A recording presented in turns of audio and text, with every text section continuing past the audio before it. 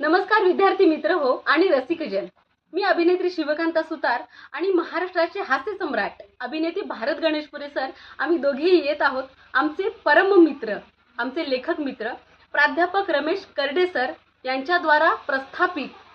सामाजिक परिवर्तन संस्थाद्वारा संचलित राजा प्रसेनजीत पब्लिक स्कूल आणि ज्युनियर कॉलेज रोहिंजण, तालुका पनवेल आणि जिल्हा रायगड येथे दरवर्षीप्रमाणे होणाऱ्या प्रज्ञायन महोत्सवात